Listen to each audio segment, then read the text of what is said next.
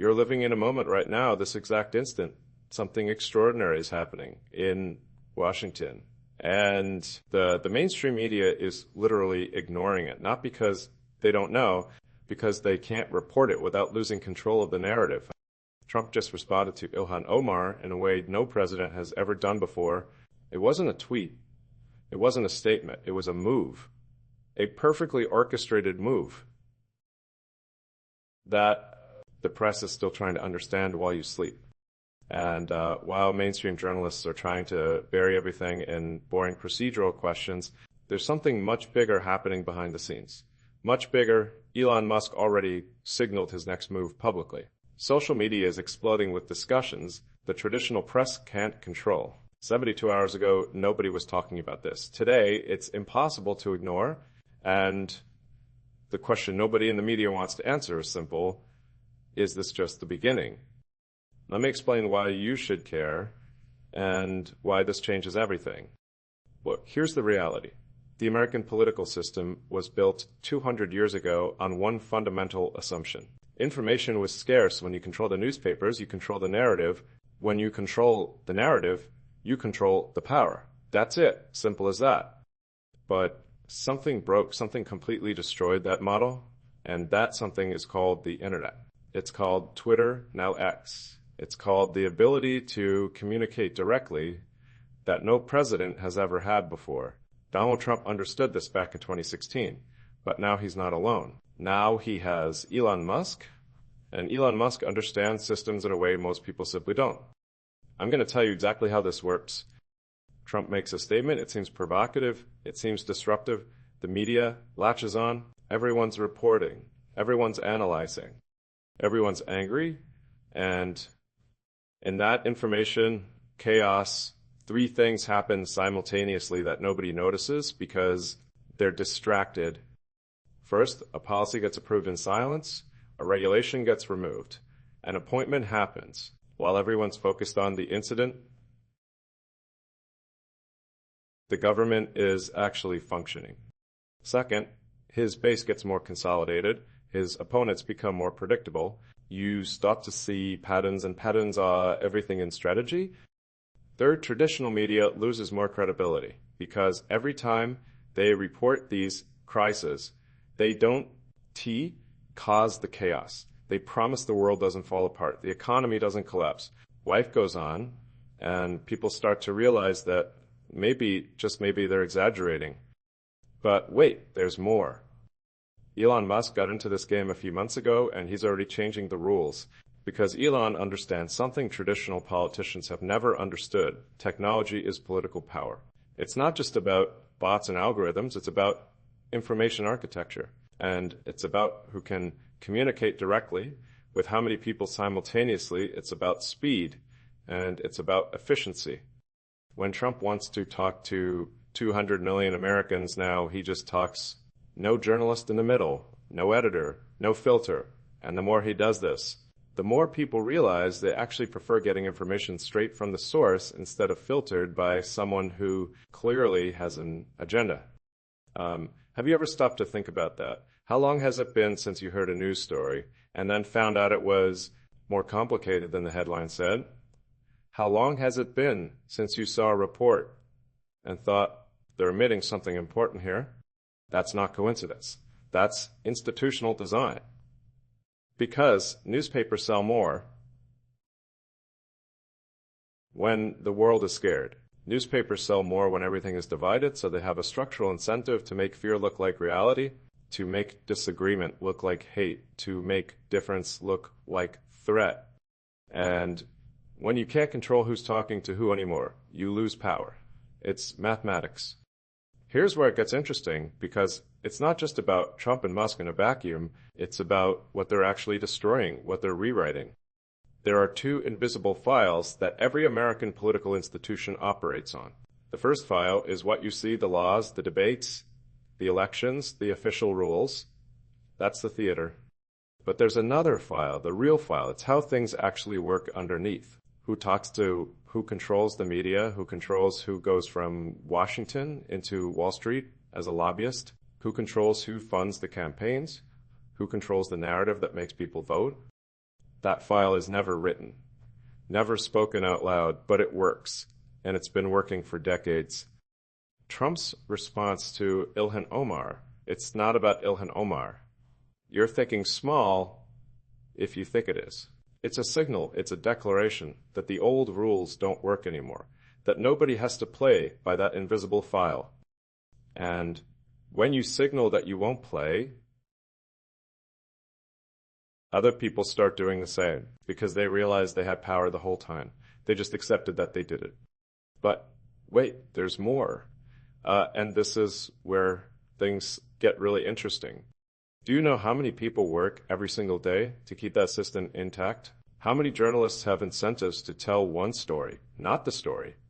How many Democratic politicians are looking at this and realizing their old weapons don't work anymore because the weapon was controlling the narrative, but you can't control the narrative when the other guy can talk directly to half the country. And Trump understood that, Musk understood that, and now they're deliberately escalating because every move, every provocative statement is testing boundaries. It's seeing how far they can go. It's seeing how much power they really have. Here's the pattern nobody is seeing. Every Trump response comes with a concrete action afterward. Not always immediate. Sometimes it takes weeks, sometimes months, but it comes. You can connect the dots if you actually stop and look. Every public statement is followed by backstage movement. 1 week, Trump criticizes federal bureaucracy. 2 weeks later, an executive reform passes quietly. A month later, the size of the federal government is down 7%. Nobody connects the dots because the time between one thing and another confuses the narrative, but it's all connected. That's strategy, that's long-term vision, that's understanding. You don't win politics in weeks. You win in patterns, in direction, in who can shift public opinion about what's possible. But I'm going to tell you now what the real game actually is. The real game is not Trump versus Democrats. It's not conservatives versus progressives. It's not any of the divisions you see in the headlines. The real game is about who controls how reality is perceived, period. Because here's the truth that nobody says out loud. Political reality is literally whatever most people believe it to be. Not what actually is, what they believe it is. And when you can make people believe something different, you change who governs, you change which policies pass, you change everything. Democrats built their power in the 20th century on a specific institutional structure. They controlled academia, they controlled the media, they controlled Hollywood, and with those three pillars, they controlled how Americans saw reality. Everything you saw, read, watched, reinforced one specific narrative, and when everyone around you believes the same narrative, you tend to believe it too. But that power had one problem. It was fragile because it depended on nobody else being able to speak. It depended on there being no competition for information. And now anybody can publish to millions. Now you can find out in real time if the mainstream media is lying, and not because you're smarter, because there's someone on the other side yelling the alternative truth. Yes, that means there's more noise. Yes, that means it's harder to know what to believe, but it also means no group can maintain a monopoly on truth anymore. And that changes everything. So when Trump responds to Ilhan Omar like that, he's not having a conversation with Ilhan Omar, and he's having a conversation with you, with America, and with every single person asking themselves whether the system is really operating for their benefit or against them. And every time he does it without suffering serious political consequences, he signals to more people that they can question to, that they can challenge to, that the rules they thought were rigid actually bend pretty easily. But now we get to the point, here's where the story changes direction completely. Trump is testing boundaries. He's seeing how far he can go. He's mapping out political possibility space. And when you map possibility space, you find things nobody expected to be there. Trump's response to Ilhan Omar signaled publicly that there's one thing nobody wants to admit. that there's a much bigger movement happening, that it's not just about Trump. It's not just about one response to a congresswoman. It's about the fact that someone finally is challenging not one specific political enemy, but the entire structure that lets politics work the way it works. And you can't put that genie back in the bottle. Once people understand the media is lying on a regular basis, you can't restore complete trust. Once people understand politicians can just refuse to play by the old rules, the game changes forever. Once a president can communicate directly with the population and completely bypass traditional media, the last two pillars of democratic power start to crumble. But wait, there's more, because now Elon Musk is in this equation, and Elon Musk is not a politician. Elon Musk is an innovator. He understands scale. He understands technology. He understands how systems break. And when you put an innovator next to someone willing to break political rules, you start to see the possibility of real systemic change, not cosmetic change, change that actually alters how things work. Musk already signaled what the next move is: reducing government-sized budget efficiency, removing bureaucracy. All of that sounds like normal politics until you realize each of those things is an existential threat to people who spent decades building power inside that bureaucracy. Because when you reduce government size, you're not just cutting spending, you're cutting power. You're cutting the power of people who control those departments. And those people are going to fight with everything they've got to keep that power. That's why you're already seeing escalation behind the scenes, leaks, accusations, attempts to delegitimize because they're scared, because they realize the old rules don't work anymore, and they're at a disadvantage in the new ones. Trump's response to Ilhan Omar is just the beginning. It's the first visible signal of something much bigger. It's the first public move that indicates direction. The next moves are going to be even more direct, even more provocative, even more aimed at breaking the old structure. And with each move, more people are going to be willing to question, more people are going to realize they don't have to accept the narrative being sold to them. Have you noticed how you can't really have a conversation with someone who disagrees with you anymore? How people seem to be talking about two completely different realities. That's not an accident. That's the result of two competing information structures, two systems trying to shape your perception of reality in opposite directions. And when two systems compete for your attention, the winner is not necessarily the most honest one. It's the fastest, the most efficient, the one that can adapt quicker, the one that can talk directly instead of through intermediaries. Right now, Trump and Musk are winning that competition, not because they're always right, but because they can communicate directly, because they can adapt fast, because they can talk in terms people understand instead of political language. But here's the critical point. Here's why this actually matters to you. When you can make the media lose control of the story, you change how people see reality. When you change how people see reality, you change who governs. When you change who governs, you change every single decision the government makes over the next few years. Every law that passes, every appointment that's made, every resource allocation, every national priority. This is not abstract. This is not theoretical. This is concrete. This affects you directly.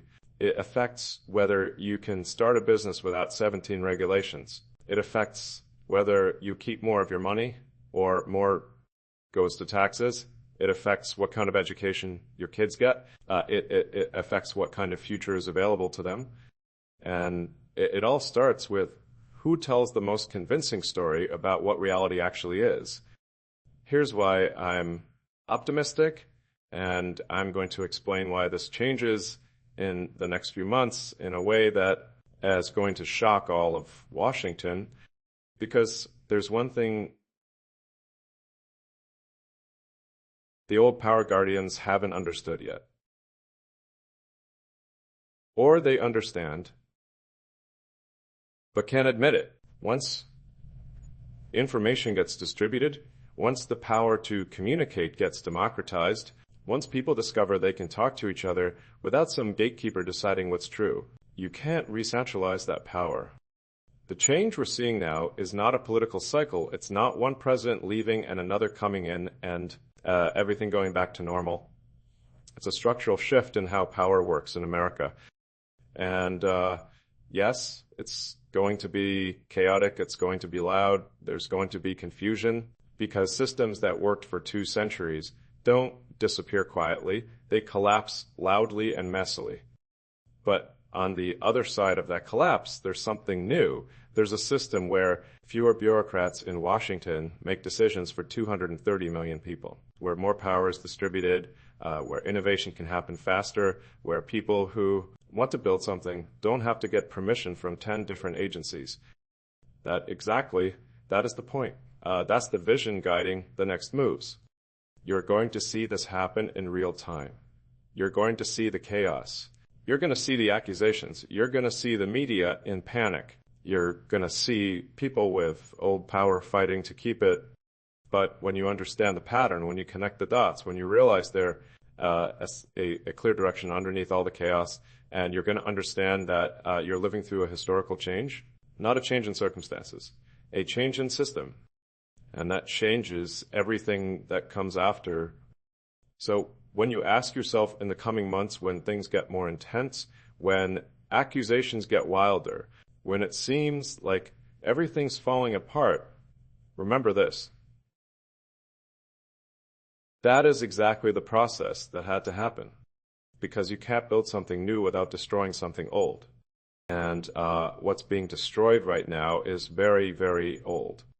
So what comes next? Well, that's exactly what we're going to explore in the next video. How this change affects your life specifically. What are the next escalations you need to pay attention to? And what's the move that's going to leave Washington genuinely shocked? Because, yes, Trump's response to Ilhan Omar is just the beginning. But the beginning of what exactly is a much bigger story that's barely started to be told.